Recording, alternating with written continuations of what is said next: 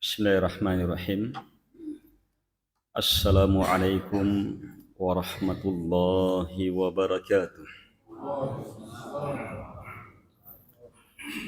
Innal hamdalillah nahmaduhu wa nasta'inuhu wa nastaghfiruh wa na'udzu billahi min shururi anfusina wa sayyiati a'malina. May yahdihillahu fala mudilla lahu wa may yudlil fala hadiya lahu. Wa ashhadu an la ilaha illallah wahdahu la syarika lahu wa ashhadu anna Muhammadan abduhu wa rasuluh. Ya ayyuhalladzina amanu taqullaha haqqa tuqatih wa la tamutunna illa wa antum muslimun. Ya ayyuhan nasu taqu rabbakumul ladzi khalaqakum min nafsin wahidah wa khalaqa minha zawjaha وبث منهما رجالا كثيرا ونساء واتقوا الله الذي تساءلون به والأرحام إن الله كان عليكم رقيبا يا أيها الذين آمنوا اتقوا الله وقولوا قولا سديدا يصلح لكم أعمالكم ويغفر لكم ذنوبكم ومن يطع الله ورسوله faqad faza fawzan 'azima. Amma ba'd. Kaum muslimin dan muslimat, jamaah subuh yang dimuliakan oleh Allah Subhanahu wa taala. Kita bersyukur kepada Allah Subhanahu wa taala atas berbagai nikmat, beragam kebaikan yang Allah Subhanahu wa taala limpahkan kepada kita. Terkhusus di subuh ini Allah Subhanahu wa taala mudahkan kita berada di rumah dari rumahnya. Mudahkan kita menegakkan kewajiban dari kewajiban besar, salat subuh secara berjamaah.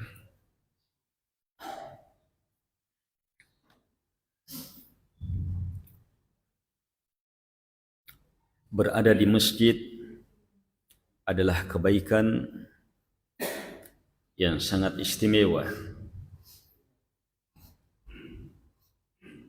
Membiasakan diri berjamaah di masjid akan membuat hati terikat dengan masjid. Dan kapan hati seorang lelaki sudah terikat dengan masjid, maka dia masuk dari satu dari 7 golongan yang dipastikan akan mendapatkan naungan khusus di akhirat. Rajulun qalbuhu mu'alliqum bil masajid. Lelaki yang hatinya terikat dengan masjid. Dan salah satu bukti kuatnya ikatan hati dengan masjid itu saat kita terbangun. Saat kita terbangun, yang membangunkan kita masjid. Saat kita terbangun, fikiran kita langsung ke masjid. Saat kita terbangun, kita dimudahkan ke masjid. Saat tak terbangun, kosong. Maka yang muncul di situ adalah sesuatu yang paling kuat ikatannya dengan kita.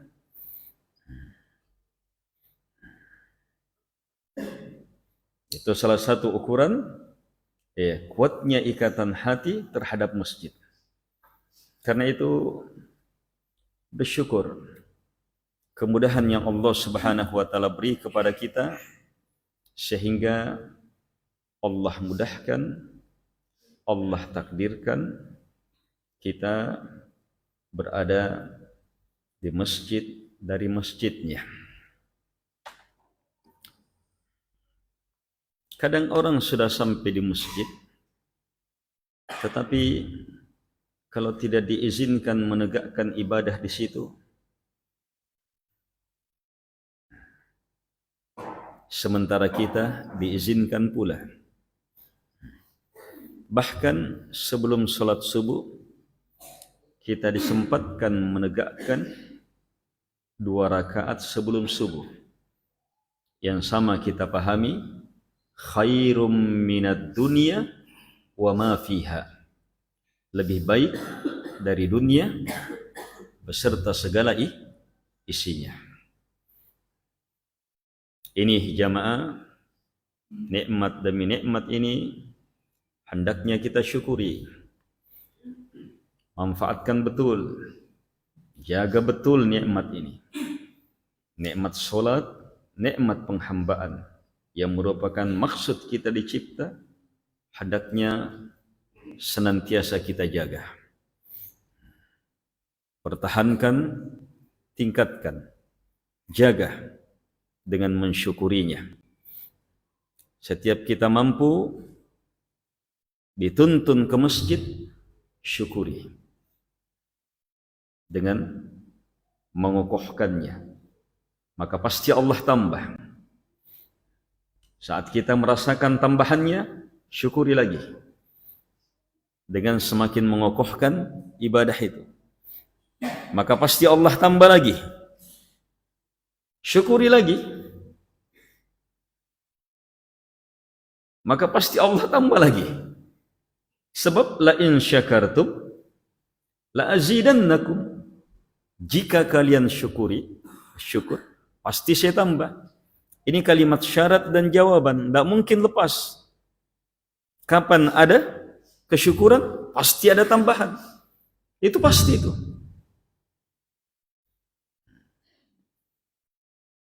Sehingga siapa yang berada dalam nilai-nilai kesyukuran ini, maka terus menerus dia akan berada dalam nikmat yang terus bertambah.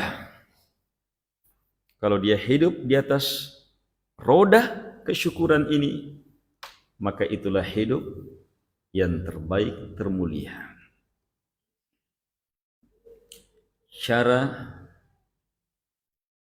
mensyukuri, cara memandang ibadah yang melahirkan kesyukuran ini adalah langkah pertama untuk mempersiapkan diri menyongsong Ramadan. Kita sudah berada di akhir-akhir bulan Sya'ban. Pertengahan sudah lewat.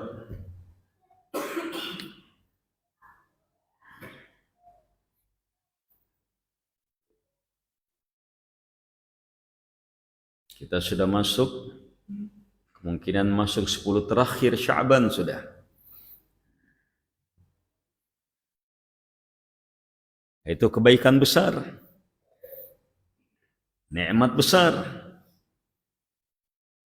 Kita semakin dekat dengan bulan penuh berkah, bulan penuh rahmat, bulan penuh ampunan, bulan pembebasan dari api neraka, bulan yang sejak awal malamnya pintu-pintu surga terbuka seluruhnya, pintu-pintu neraka tertutup.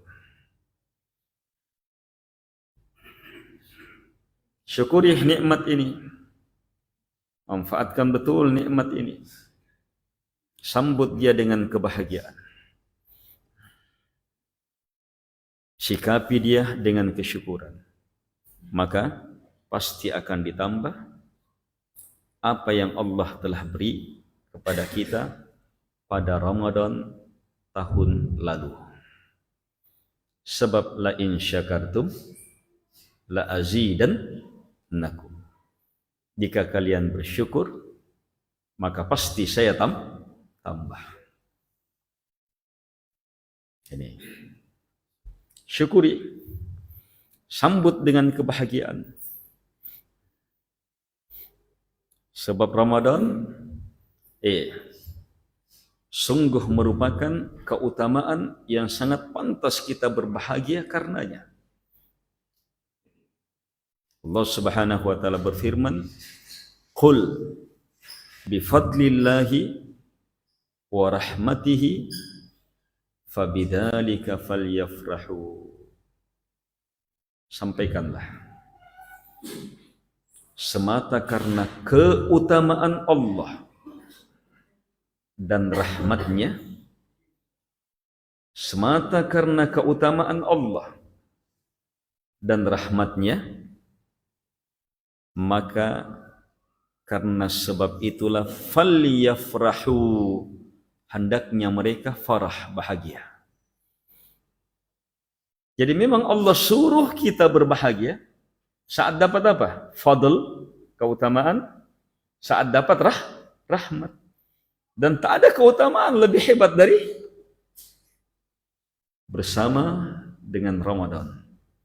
Tak ada rahmat yang lebih luas bersama dengan Ramadan.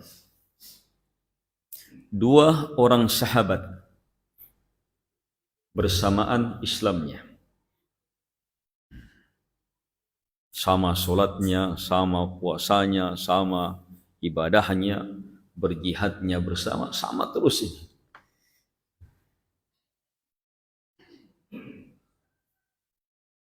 Hanya terpisah satu dari keduanya terbunuh dalam jihad fi sabilillah.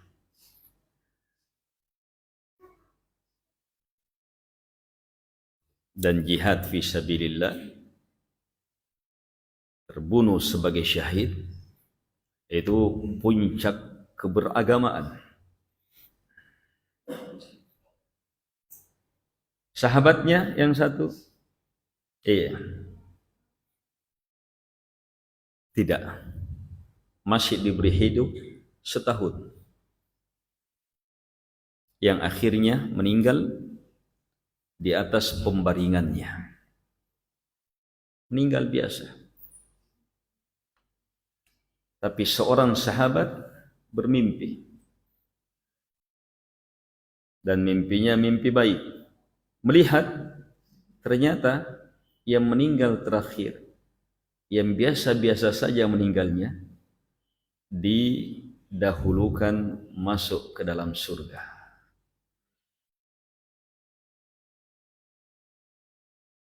Oh sahabat ini, kenapa ini? Ini jihad ini, masa kalah ini? Paginya bersegera kepada Nabi sallallahu alaihi wasallam mempertanyakan perkara ini. Nabi membenarkannya. Kemudian Nabi memahamkan sahabat dengan cara disuruh menghitung. Ayo dalam setahun ini berapa banyak rakaat tambahannya dia? Ayo, berapa ribu rakaat itu tambahan? Lebih penting lagi, dia dapat lagi satu Ramadan. Selisih satu Ramadan dengan sahabatnya bisa menjadi keunggulan bagi dia. Ayo jemaah, selisih satu Ramadan bisa menjadi keunggulan bagi dia, mengalahkan kemuliaan berjihad, mati syahid di jalan Allah Subhanahu wa taala. Nikmat besar, kemuliaan besar, diberi kesempatan berjumpa dengan Ramadan. Karena itu minta kepada Allah Subhanahu wa taala supaya kita dijadikan selamat, sehat, walafiat, bisa berjumpa dengan Ramadan. Minta kepada Allah Subhanahu wa taala supaya kita berada dalam bulan Ramadan, bulannya dalam suasana yang baik, suasana penuh kebaikan, ketenangan, kedamaian. Minta kepada Allah Subhanahu wa taala. Dengan kebahagiaan dan kesyukuran ini, maka Allah Subhanahu wa taala pastikan la in syakartum la azidannakum. Ada banyak orang dalam memandang Ramadan, ada orang melihat, kalau seorang muslim, kebahagiaan sebab itu keutamaan, di situ rahmat, di situ ampunan, pembebasan dari api neraka dan seterusnya. Tapi orang lain lihat, keuntungan besar ini. Dari sisi apa? Perdagangan.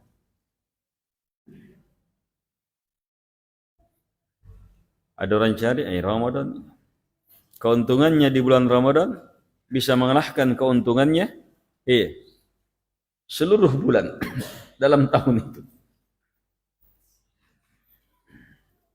Sehingga masuk Ramadan, dia akan berpikir apa? Ayo, mendekati Ramadan pikirannya apa? Modal keuntungan ini. Akhirnya apa?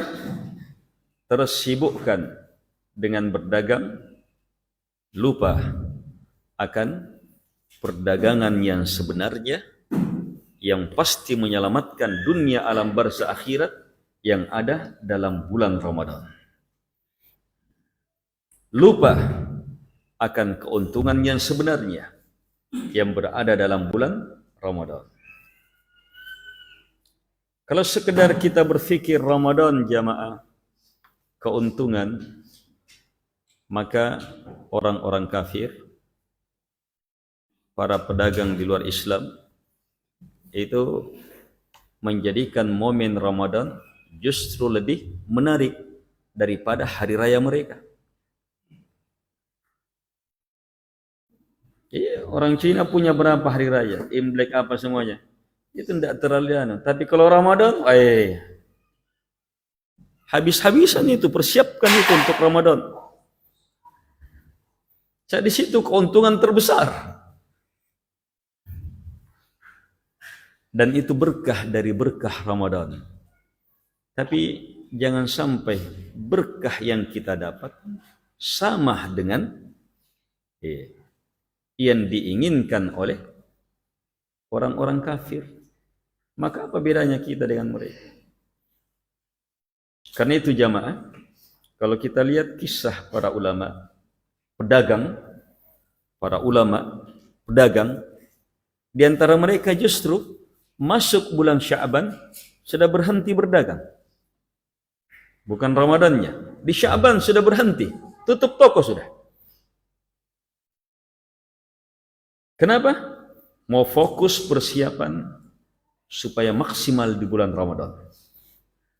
Mulai dia berpuasa, mulai dia memperbanyak membaca Al-Quran. Dia sudah persiapkan perdagangan 10 bulan. Untuk 2 bulan ini.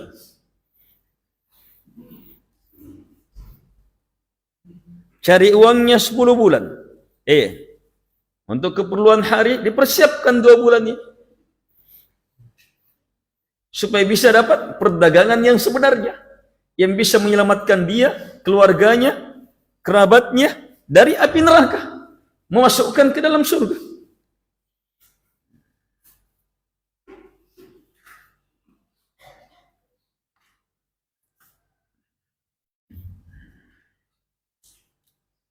Demikianlah mereka memandang persiapan memasuki Ramadan.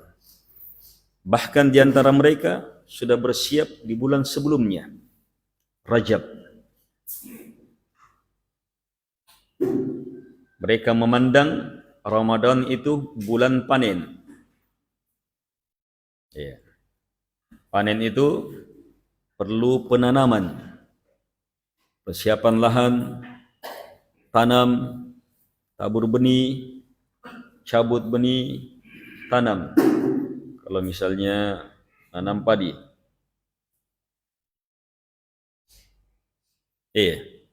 tanam.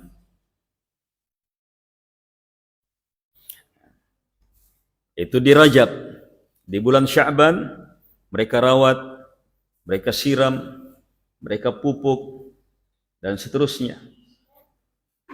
Masuk Ramadan, mereka tinggal panen. Sehingga persiapannya masuk Ramadan, memang bukan baru di awal, tapi tinggal panen. Ramadan itu memetik, mengumpul, memperbanyak kebaikan.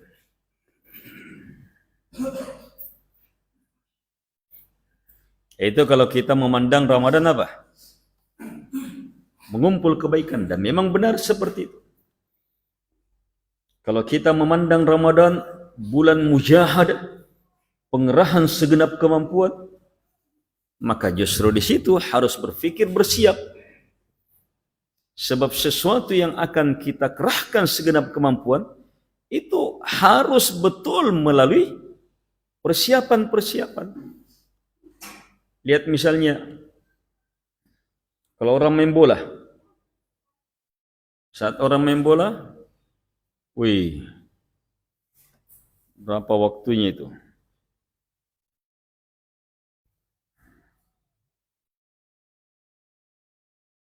Sekian kali, apalagi kalau ada pertambahan waktu, mainnya di lapangan asli lagi.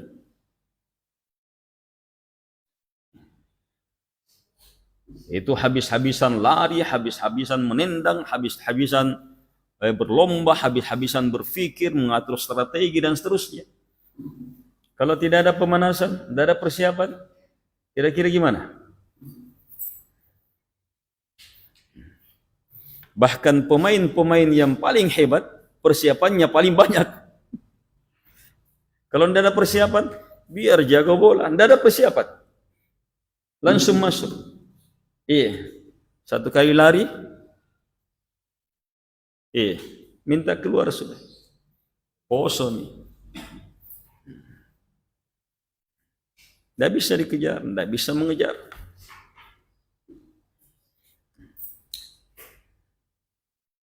Itu mirip sebahagian kita semangat di awal, tetapi pertengahan meredah. Masuk 10/3, sudah alap pasak riolo ni.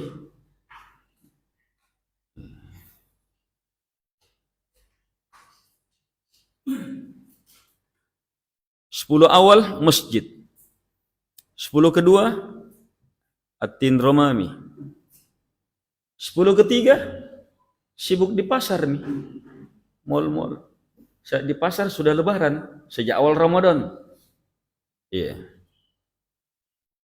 Kalau pasar sejak awal Ramadan sudah potongan harga 50%.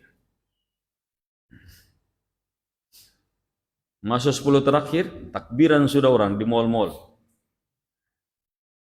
Jadi pikirannya sudah keluar. Padahal justru di 10 terakhir apa? Puncak kedahsyatan Ramadan. Puncak kehebatan Ramadan di 10 terakhir.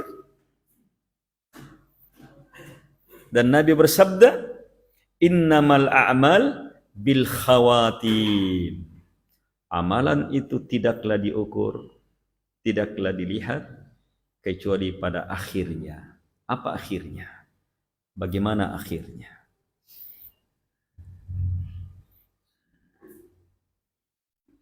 Akhirnya kehilangan kesempatan besar. Kenapa? Tidak ada persiapan.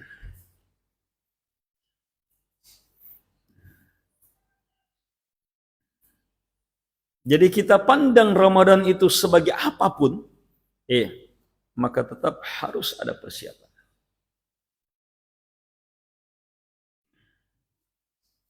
Kaum muslimin dan muslimat yang dimuliakan oleh Allah Subhanahu wa taala.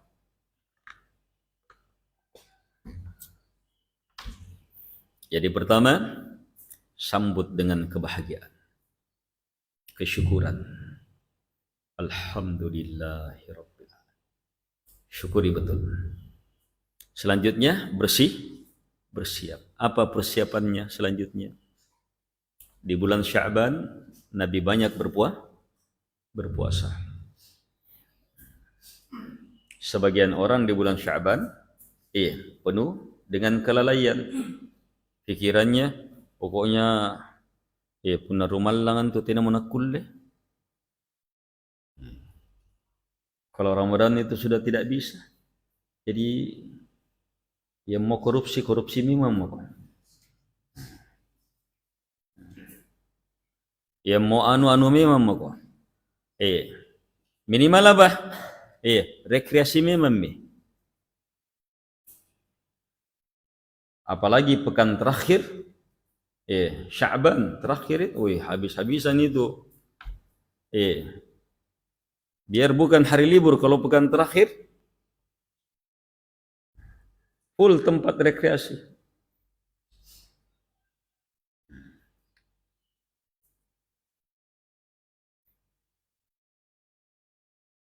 Nabi SAW justru banyak berpuasa di bulan Sya'ban. Sampai digambarkan dalam hadits seolah-olah Nabi menyambung Sya'ban dengan Ramadan. Itu kalau seperti itu persiapannya, ya minimal lah kita punya 3 puasa di bulan Sya'ban. Sehingga dapat keutamaan berpuasa 3 hari setiap bulan sama dengan berpuasa satu bulan penuh. Terserah bisa Ayyamul Bid 13, 14, 15 atau 3 hari apapun di hari itu. Apalagi kalau lebih hebat dari itu, dia ambil Senin Kamisnya. Kalau Senin Kamisnya otomatis. Kalau diambil selain Senin Kamis boleh, semua Sya'ban boleh. Dengan niat puasa Sya'ban. Kalau bertepatan dengan Senin Kamis, dia tambah niatnya. Bertepatan dengan Ayyamul Bid, dia tambah niatnya. Sehingga sekali berpuasa bisa dapat pahala beberapa puasa. Tapi kalau sekaligus bayarkanlah, tidak boleh digabung niatnya. Sebab yang itu sunnah, bayarkanlah wajib fardu. Tidak bisa digabung. Beda jenisnya.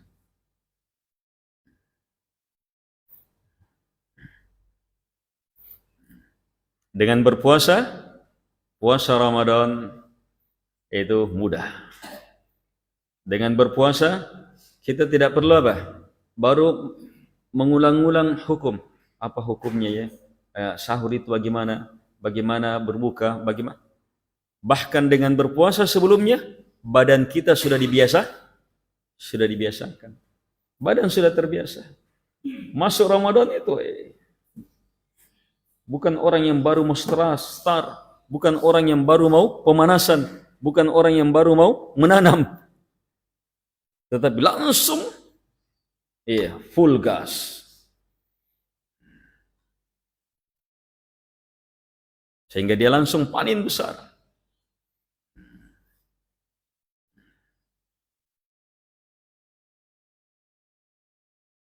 Kalau dia sudah mampu merasakan nilai-nilai takwa saat berpuasa di bulan Sya'ban, maka jangan tanyakan bagaimana nilai-nilai takwa di bulan Ramadan.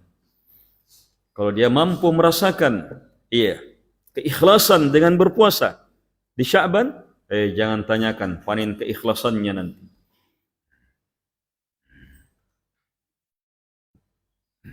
Kalau dia mampu tetap beraktivitas padahal dia berpuasa di bulan Sya'ban, maka Ramadan akan menjadi bulan puasa dan sekaligus beraktivitas. Sebagian orang masuk Ramadan jadi apa? Bulan tidur.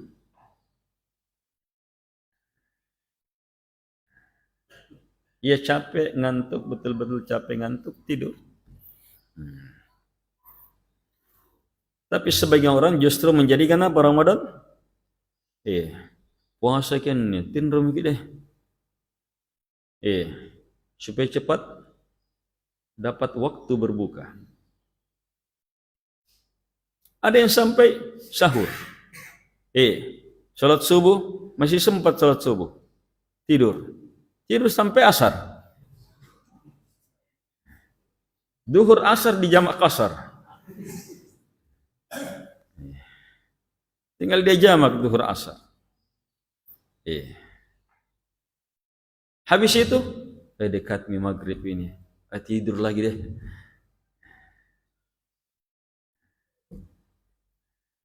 Begitu berbuka, sanna milla'na. Makan. Habis-habisan makan. Balas dendam. Setelah itu, puasa tarawih.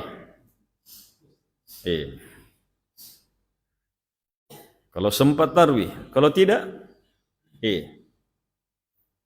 tidak bisa tidur. Kebanyakan tidur siangnya, malamnya begadang, menghapuskan kebaikan di waktu siang. Begadangnya berdosa, menghapuskan kebaikan di waktu siang. Dosanya di bulan Ramadan lagi berlipat-lipat lagi. Sahur, habis sahur, sebagian tidur, tidak salat subuh. Puasa tanpa salat 5 waktu, apa artinya? Salat 5 waktu itu dasarnya, dia dasar setelah syahadat. Nabi bilang apa? Buniyal Islamu, buniyah Islam dibangun ala khamsin, di atas 5. Kalimat dibangun apa artinya? Harus bangun seperti itu. Yang namanya orang membangun dari mana? Langsung pasang atap kah? Langsung pasang pintu? Langsung mengecat kah? Orang membangun dari pondasi. Lihat Nabi bilang apa? Dibangun Islam di atas 5. Apa yang pertama? Syahadati alla ilaha illallah. Kemudian wa iqamis shalah. Terus wa ita'iz zakah. Terus wa shaumi Ramadan, menyusul puasa Ramadan. Jadi puasa itu dibangun di atas apa? Dibangun di atas kekuatan solat. Dibangun di atas kekuatan solat. Kalau orang puasa tidak solat, atau dia puasa hanya solat tarawih, apa arti puasanya? Tidak solat 5 waktu. Arti puasanya hanya sekedar apa? Mirip diet. Mirip diet. Itu pun diet salah. Sebab diet itu mengurangi, membatasi. Kalau ini saat berbuka bertambah berat badannya. Justru dia rusak dirinya sebab salah cara berbukanya. Sehingga benar sabda Nabi sallallahu alaihi wasallam, "Rubba sha'im laisa lahu min siyamihi illa al-ju' wal 'atash." Banyak orang yang berpuasa, dia tidak dapat dari puasanya kecuali hanya lapar dan dahaga. Lapar dan dahaga. Bahkan manfaat untuk badan sehat pun tidak. Apalagi manfaat iman, ketakwaan, keikhlasan, kecintaan kepada Allah Subhanahu wa taala, harapan kepadanya, bagaimana rasa takutnya kepada Allah Subhanahu wa taala, bertambah atau tidak, bagaimana kedekatannya dengan Al-Qur'an, bagaimana doanya, bagaimana zikirnya, bagaimana silaturahimnya, bagaimana sedekahnya dan seterusnya.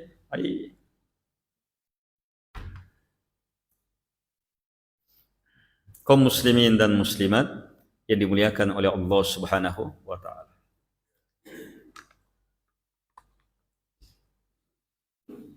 Berada dengan Ramadan kebaikan besar.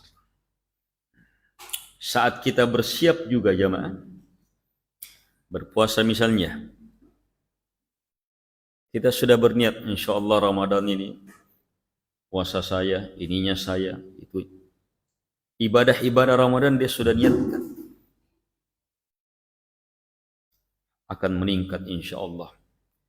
Dan dia buktikan dengan sudah berpuasa, dia buktikan dengan mulai dia jaga solat malamnya, dia buktikan dengan mulai membaca Al-Quran, dia buktikan dengan mulai pandai bersedekah, memberi makan, dia buktikan dengan mulai memperbaiki. Untuk apa? Memaksimalkan Ramadan. Itu apa? Menanamkan niat yang benar, sehingga kalau Allah takdirkan, kalau Allah takdirkan meninggal sebelum Ramadan, maka berlaku apa? Innamal a'malu binniyat wa innamal likulli imri'in ma nawa. Setiap orang, setiap malam pasti ada niatnya. Setiap orang akan memperoleh sesuai dengan niatnya. Dia sudah dapat pahala berRamadan. Itu salah satu manfaat mulai berniat, dan niat nanti benar kalau sudah mulai. Kalau sekedar ingin tapi tidak ada pembuktian, itu angan-angan namanya, bukan niat. Itu angan-angan, bukan niat. Mau haji iya, tapi mengumpul 1 rupiah pun tidak ada yang dia kumpul-kumpul. Dia tidak mempersiapkan ilmu untuknya. Itu angan-angan namanya. Angan-angan belum niat, tidak ada hitungannya dia.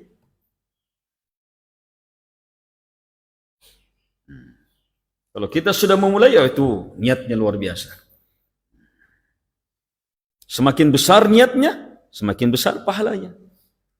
Saya nanti puasa saya insya Allah Ramadan, pokoknya dia gambarkan yang paling baik, anunya saya yang paling baik. Dia sudah dapat pahala. Bahkan boleh jadi pahala dari niat itu lebih besar daripada pahala Ramadannya tahun lalu atau tahun sebelumnya. Karena banyaknya cacat misalnya Ramadan sebelumnya. Kalau ini betul-betul jujur, dia akan perbaiki. Bisa dapat lebih besar pahalanya. Itu niat. Jadi bersiap itu mengokohkan niat, memperbaiki niat, menjadikan kita mengikat sudah kehebatan kemuliaan Ramadan. Ayo harus sudah maksimal berfikir Ramadan sudah. Kalau kita sudah bisa mengkondisikan diri seperti seolah-olah berada dalam bulan Ramadan, luar biasa. Dan itu sulit itu. Sebab Ramadan sangat istimewa dari sisi syaitan dibelenggu. Dan benar sekali, beda sekali tuh. Kekuatan terbelenggunya syaitan itu membuat hidup kita berbeda di bulan Ramadan. Kita bisa lebih melakukan kebaikan. Kita bisa meninggalkan dosa ini, dosa itu, dan seterusnya. Kebiasaan-kebiasaan yang jelek tidak terjadi di bulan Ramadan. Kenapa? Dibelenggu. Tapi kalau tetap terjadi, berarti apa? Kita betul-betul rusak. Kita betul-betul lemah. Sebab syaitan saja dibelenggu, kita tetap masih pendosa.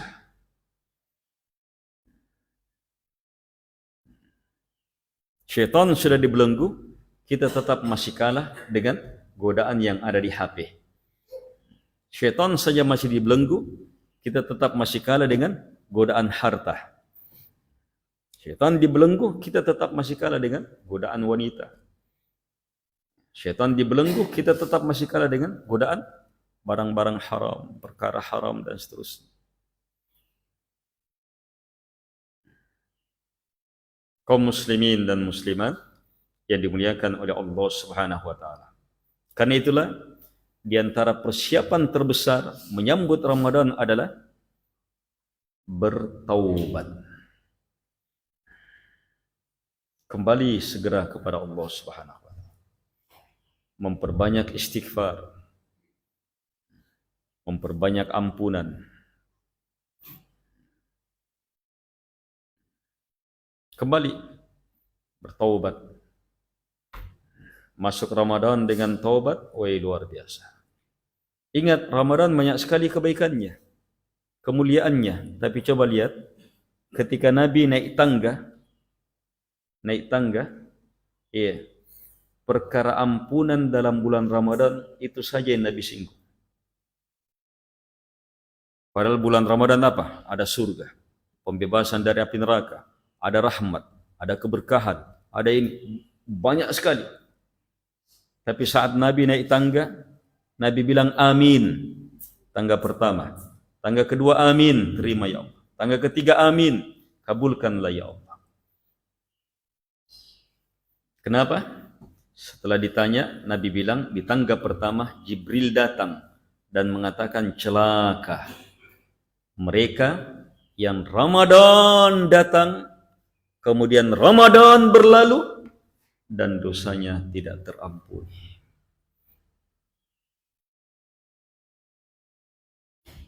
Dosa tidak terampuni, itu jadi ukuran. Dosanya tidak terampuni, pasti celaka. Sama dengan celakanya, di tangga kedua, Jibril juga datang, doakan celaka siapa? Orang yang diberi kesempatan berjumpa dengan kedua orang tuanya yang sudah tua, atau satu dari keduanya, tapi kesempatan ini dia tidak bisa gunakan untuk dapat surga. Sebab cara praktis masuk surga itu diantaranya bakti kepada kedua orang tua. Orang sudah diberi kesempatan tidak bisa, berarti betul-betul celaka, anak celaka itu. Yang ketiga, Nabi Jibril kembali datang menyatakan celaka dan Nabi aminkan. Siapa? Mereka yang disebut nama Nabi sallallahu alaihi wasallam di sisinya, kemudian tidak berselawat. Pasti celaka. Padahal kata Ibnu Qayyim rahimahullahu taala, kita berselawat sebanyak nafas kita sepanjang hidup, itu tidak mencukupi, tidak mengganti kewajiban, tidak memenuhi kewajiban kita terhadap Nabi sallallahu alaihi wasallam, tidak mengganti besarnya hak Nabi kepada kita sallallahu alaihi wasallam. Itu celaka betul. Coba lihat di Ramadan. Kenapa yang ini disebut celaka? Ramadan berlalu sementara dosanya tidak terampuni. Apalagi kalau justru menambah dosa di bulan Ramadan. Menambah dosa di bulan Ramadan. Ada dosa-dosa khusus bulan Ramadan. Acara-acara khusus Ramadan hanya di bulan Ramadan. Ada kesyirikan khusus di bulan Ramadan saja. Ada bid'ah khusus hanya di bulan Ramadan. Ada dosa-dosa besar khusus hanya di bulan Ramadan. Banyak acara-acara TV hanya di bulan Ramadan. Dipersiapkan untuk di bulan Ramadan. Untuk apa? Merusak puasanya orang. Bukan menghibur itu, merusak puasa itu. Dikhususkan betul.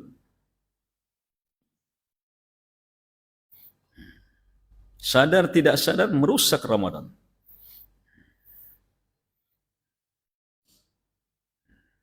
Ada yang bermanfaat, tapi keumumannya satu siaran ada yang bermanfaat, ceramah misalnya, bacaan Quran. Yang lainnya menghabiskan semua itu, bahkan menambah.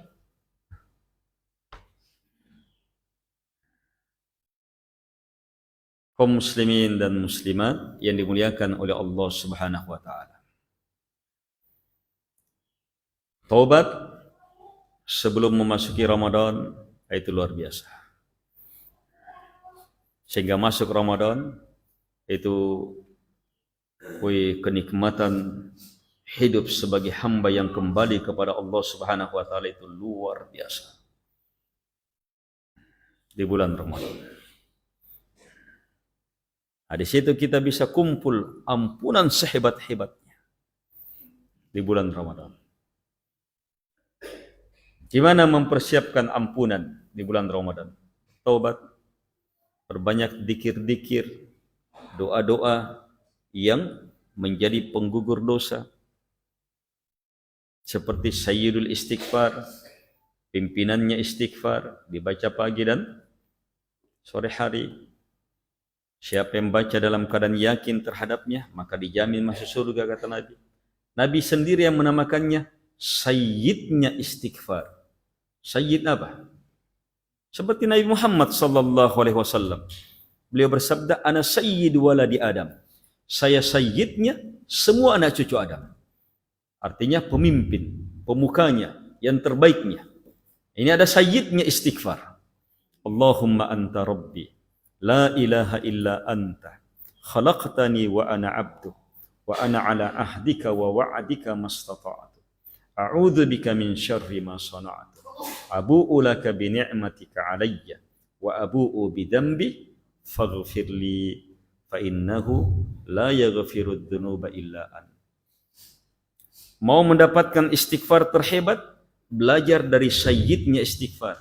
Istighfarnya di mana? Di akhir. Faghfirli fa innahu la yaghfiru dzunuba illa anta. Pendahuluannya itu yang jadi penentu. Pendahuluannya itu jadi penentu. Pendahuluannya itu luar biasa. Di situ di pendahuluannya ma'rifatullah, ma'rifatun nafs, ya isti'adah, kekuatan tauhid, kekuatan keikhlasan, kekuatan kecintaan, kekuatan harapan,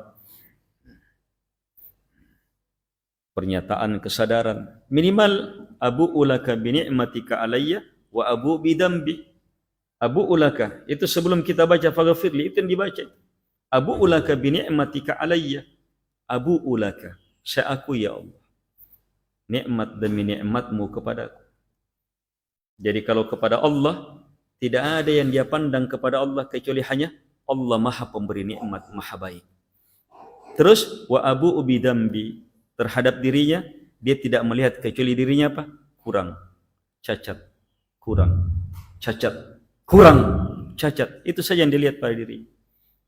Kalau orang, kata Ibnu Qayyim, siapa yang berdoa dengan ditopang oleh dua ma'rifat ini, tembus doa itu. Ini dalilnya.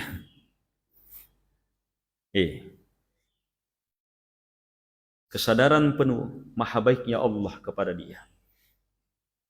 Tidak ada cacatnya Allah pada dia, pada siapapun juga. Allah maha baik, semua itu saja. Kalau terhadap dirinya, dia tidak lihat kebaikannya. Cacat saja, kekurangan. Kalau dengan kekuatan ini, kita berdoa. Itu hakikat ma'rifatullah. Kalau orang semakin mengenal Allah, pasti kembali kepada kesimpulan itu. Dan kalau orang semakin mengenal dirinya, maka yang akan dilihat cacat, kekurangan, cacat, kekurangan. Itu yang akan terlihat pada diri kita. Orang yang tidak kenal dirinya akan melihat apa? Hebatnya saya, luar biasanya saya sudah. Anunya saya sudah. Itu orang tidak tahu dirinya itu. Kalau orang tahu dirinya, jamaah, yang terlihat adalah cacat, kekurangan, cacat, kekurangan. Di situ masuk faghfirli, ampuni saya. Permintaan ampunan di situ itu bisa sampai ke derajat habis melakukan amalan besar tetap minta ampunan. Banyak-banyak kita, itu pun tidak semuanya. Untuk orang-orang yang mau kembali saja, sadar habis berdosa perlu minta ampunan. Ada orang paham di situ. Tetapi ini apa? Habis melakukan amalan besar, tetap minta ampunan. Kenapa? Dia mampu melihat apapun amalannya tetap cacat, tetap kurang, tetap tidak sesuai dengan kebesaran, kemuliaan, keagungannya Allah Subhanahu wa taala. Sehingga dia tetap lihat amalannya cacat-cacat. Astagfirullah.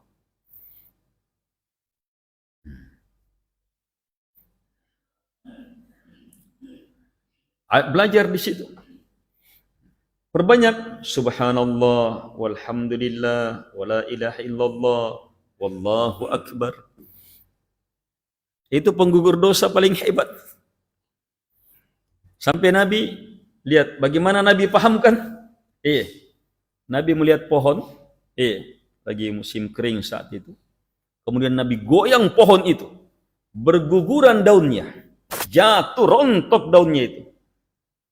Kata Nabi, seperti inilah subhanallah walhamdulillah wala ilaha illallah wallahu akbar, menggugurkan dosa.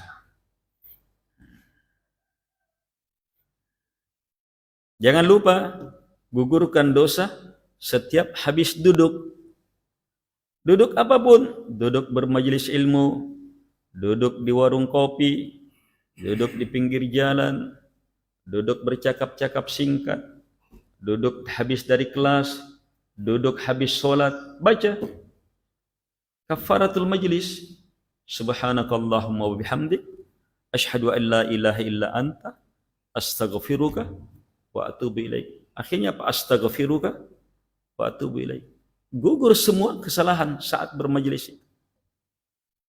Habis duduk-duduk sama keluarga, mau keluar, mau bangkit, baca.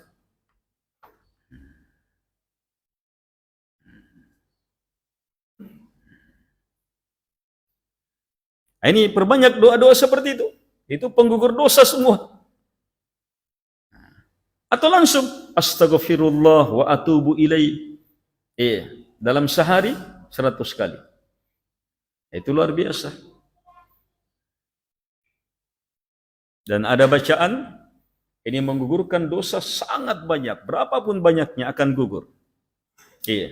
La ilaha illallah al-aliyul azim. La ilaha illallah al-hakimul karim. La ilaha illallah subhanallah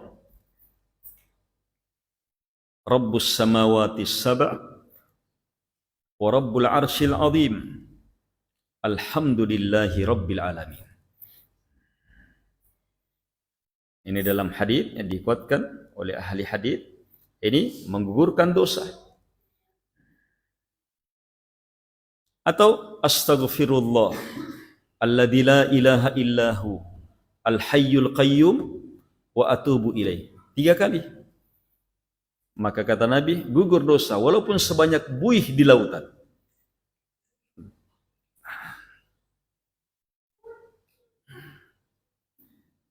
Punya bacaan-bacaan seperti itu. Sudah menjadi zikir, doa, dan sekaligus istighfar. Itu tanda taubat. Apalagi langkah-langkah untuk meraih ampunan, taubat, menyongsong Ramadan, perbanyak amalan-amalan penggugur dosa. Itu tadi doa, zikir, amalan-amalan penggugur dosa. Berwudu, gugur dosa.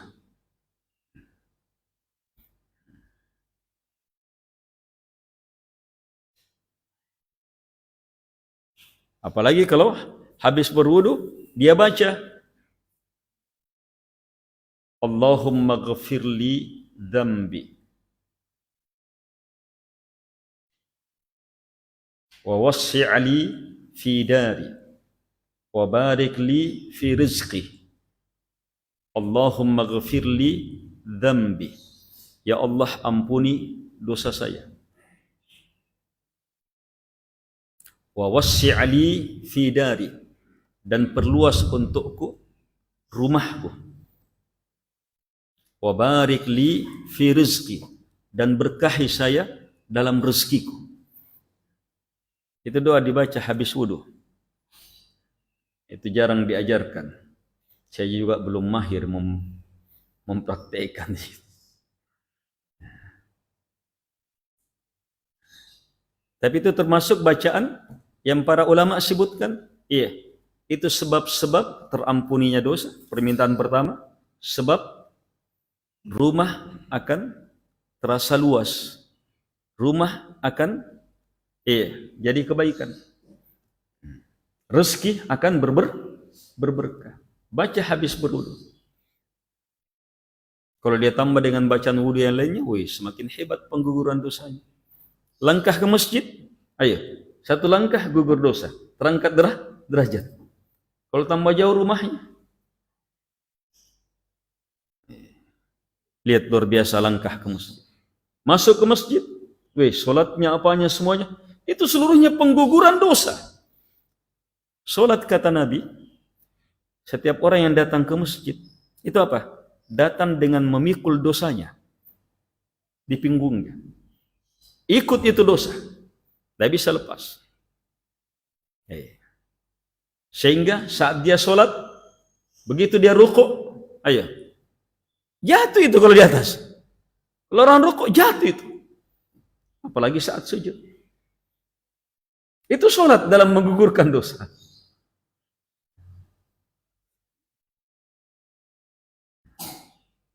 Sampai hebatnya dalam menggugurkan dosa, membersihkan. Nabi gambarkan sholat itu seperti apa? Sholat 5 waktu, itu mandi. Pembersihan dosa seperti mandi 5 kali. Orang Arab itu susah mandi. Di zaman Nabi, air sulit. Mereka ingin puas betul mandi, tapi air sulit. Diutamakan minuman, makanan, kecuali darurat. Mandi wajib, mandi Jumat.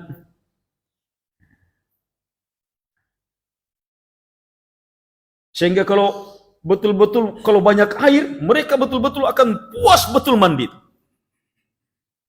Nabi gambarkan bagaimana pendapat kalian, bersihnya kalian saat orang yang apa? Mandi. Setiap waktu sholat dia mendapati apa? Air sungai yang mengalir. Dia mandi sepuasnya.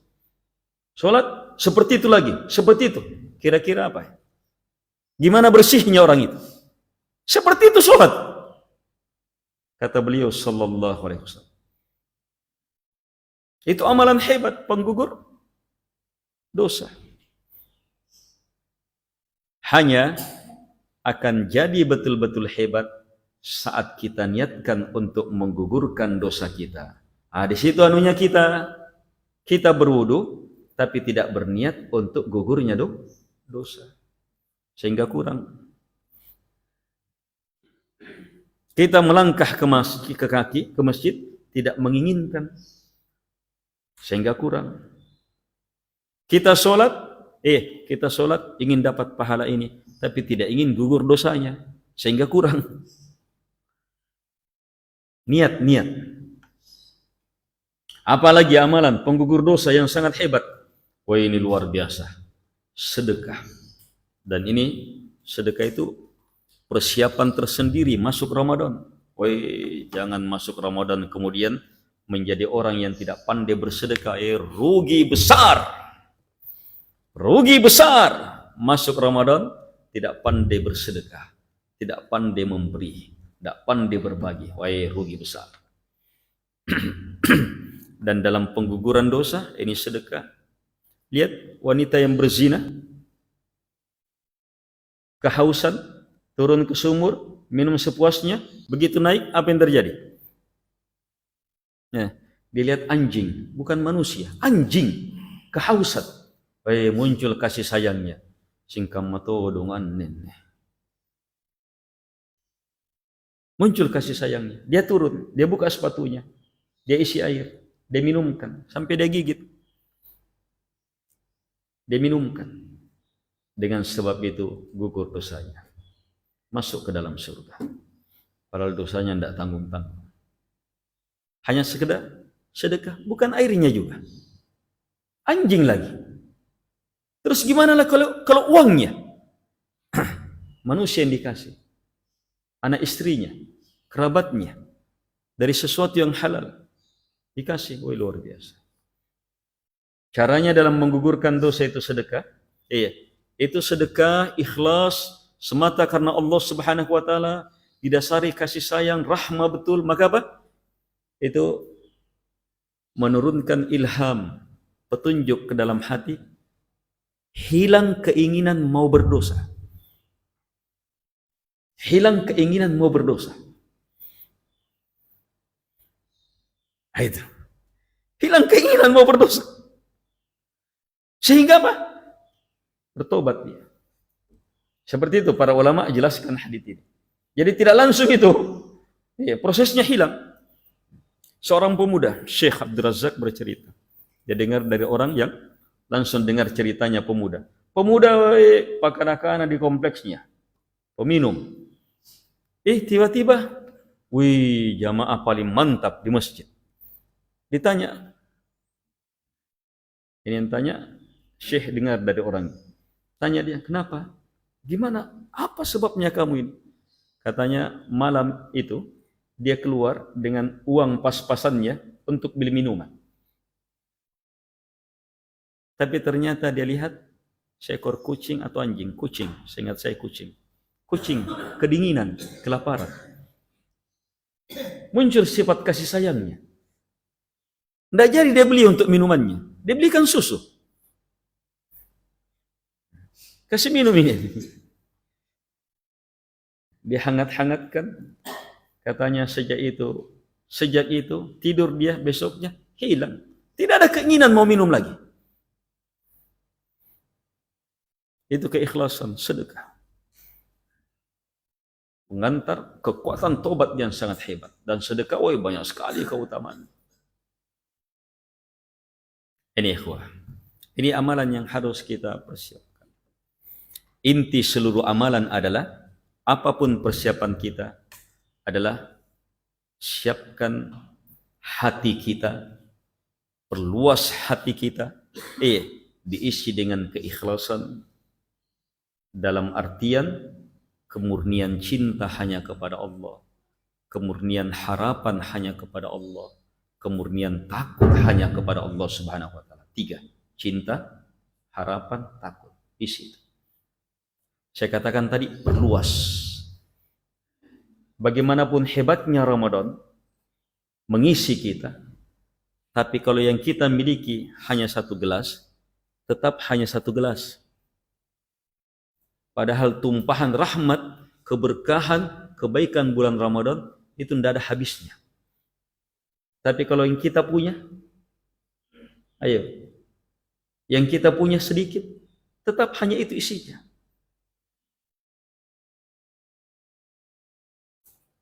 Jadi perluas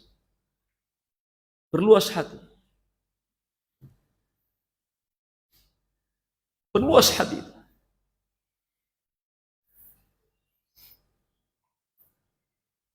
Ini logika, masuk akal, kebenaran.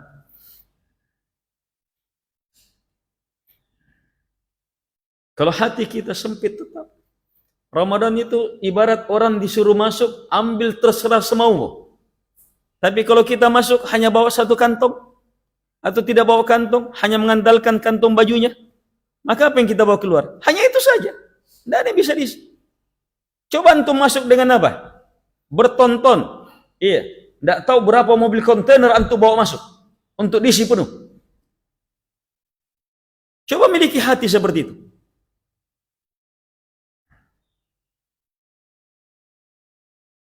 Ada orang masuk Ramadan kekeringan betul hatinya, diisi. 1 hari Ramadan terisi full. Hari kedua enggak. Kayak biasa sudah. Sama tidak bisa diisi. Full sudah. Begitu keluar, apa yang dia pakai? Itu saja. Akan hanya beberapa hari saja. Habis lagi. Bagaimana memperluas hati? Di antaranya, ini cara memperluas hati yang paling praktis ini. Pandailah berdoa. Dan ini bekal maksimal. Miliki doa masuk Ramadan.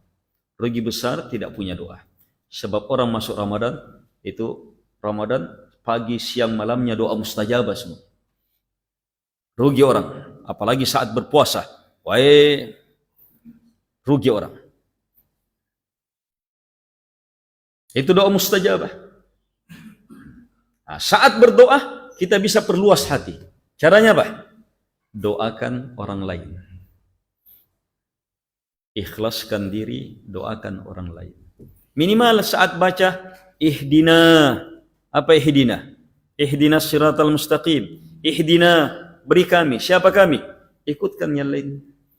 Kalau kita ikutkan satu kompleks BTP, bukan hanya satu jamaah dia ikutkan. Satu kompleks muslimin muslimat BTP. Termasuk Bombay-nya. Dia ikutkan. Itu langsung luas hatinya. Kalau satu Makassar, kalau satu Indonesia, kalau satu dunia, itu permainan niat. Tapi tetap harus ada upaya besar. Itu langsung luas hati itu. Apalagi kalau yang dia doakan orang yang lagi bermusuhan dengan dia. Wah, lebih luas itu. Lebih hebat lagi kalau apa? Orang yang mendolimi dia, justru dia doakan kebaikan. Wah, luas sekali. Dan tidak kalah hebatnya luasnya kalau dia doakan orang-orang yang memang berpotensi memiliki amalan luas. Presiden, pemimpin negara, raja-raja, penguasa-penguasa muslim, para ulama, orang-orang kaya yang kekayaannya tersebar di seluruh dunia, sering bersedekah seluruh dunia, dia doakan, dia ikutkan dalam doanya, dia ikutkan dalam doanya. Dengan sebab itu dia semakin apa? Presiden lahir kebaikan-kebaikan lebih besar lagi, program-programnya lebih baik, dia ikut andil dalam kebaikan itu. Praktisnya orang dapat pahala dengan doa. Kalau dia manfaatkan di bulan Ramadan, tiap hari dia berdoa seperti itu, di waktu-waktu mustajabah, ayo, ada yang bisa kalahkan dia. Dan bersamaan dengan itu hatinya terus bertambah luas. Ini yang harus terus jamaah.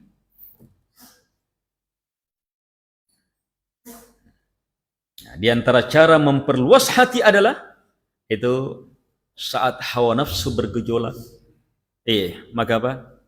Hentak betul, tahan betul. Ada keinginan erokunganu, ada keinginan astagfirullah, ada yang lebih baik, ada yang lebih baik. Bulan puasa itu kita diajar apa? Bukan sekedar meninggalkan yang haram, makanan minuman halal pun ditinggalkan karena Allah Subhanahu wa taala. Oh, itu pendidikan memperluas hati. Apalagi gimana lagi memperluas hati? Selain doa dan apa yang disebutkan tadi, yaitu pandai bersabar. Semakin kuat tekanan, semakin kuat musibah, dia bisa bersabar. Gimana lagi memperluas hati? Ini memperluas hati di sini spesial ini, perhebat mujahadah. Perhebat mujahadah. Kesungguhan. Itu menembus apapun yang tertutup itu. Menembus apapun yang tertutup. Kalau orang punya mujahadah.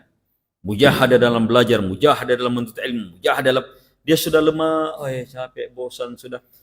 Dia kuatkan lagi, munculkan lagi ilmu-ilmunya, minta lagi kepada Allah Subhanahu wa taala. Dia perhebat betul dirinya. Allah sudah menjanjikan walladzina jahadu fina lanahdiyannahum subulana. Orang yang bermujahadah di jalan kami pasti kami akan beri hidayah ke jalan-jalan kami. Allah pastikan dapat hidayah. Hidayah itu jamaah sumber luasnya hati. Dan di sini Allah pastikan dapat hidayah. Kalau orang bermujahadah. Beda orang yang mendatangi majelis ilmu di samping rumah dengan yang jauh. Mujahadahnya beda dengan mereka pokoknya semakin luar biasa mujahadah akan berbeda. Itu luas. Coba lihat jamaah, saya tutup dengan ini.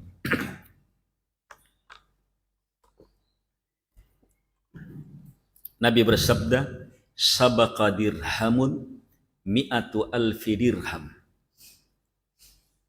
1 dirham sedekah, uang keluar 1 dirham mengalahkan 100.000 dirham. Mengalahkan 100.000 dirham. Berapa itu? 100. 1 mengalahkan 100.000.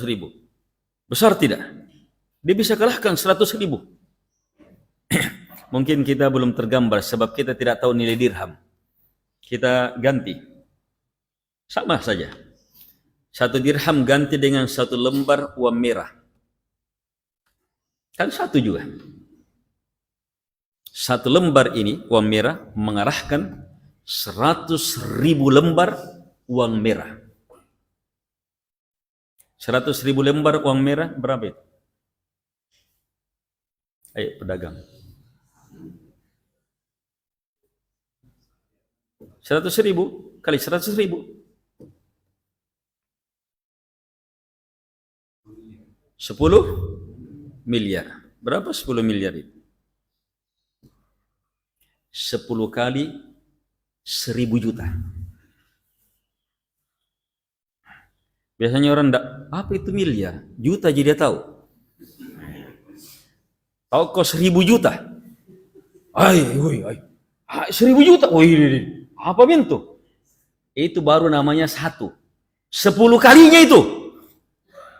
Ternyata kalah semua itu dengan 1 lembar uang merah. Bisa tergambar? Kalau ini bisa kita pahami. Wah, hebatnya nih 1 lembar ini. Bisa mengalahkan itu. Kenapa kata Nabi? Ternyata yang punya 1 dirham ini hanya punya 2 dirham. Hanya punya 2. Beratnya itu keluar. Tantangannya apanya, tidak tahu berapa lama dia kumpul ini. Keperluannya apanya, tapi subhanallah tetap dengan keikhlasan keluar. Nilainya mengalahkan 10 miliar. Ada orang sedekah 10 miliar? Iya. Ada orang keluarkan 10 miliar? Ya banyak orang keluarkan lebih dari itu supaya ditusuk. Tapi ini sedekah, tidak ada apa-apa, semata ridha Allah Subhanahu wa taala. Kalah itu dengan 1 ini. Kenapa? Bobotnya, nilainya. Ini yang saya maksudkan. Nilai sesuatu itu, bobot sesuatu itu yang diperhebat. Kalau kita sedekah anak istri kita dengan nilai uang seperti itu kekuatannya, itu luar biasa. Sebab semakin berat kita mampu kuasai berat itu, ringan. Luar biasa. Di situ nilainya. Dan tiap-tiap orang tahu dirinya apa yang berat ini, apa yang masih sulit saya lakukan. Itu yang harus fokus di situ. Saya kayaknya masih susah. Itu yang justru harus. Sebab itu nilainya sangat besar.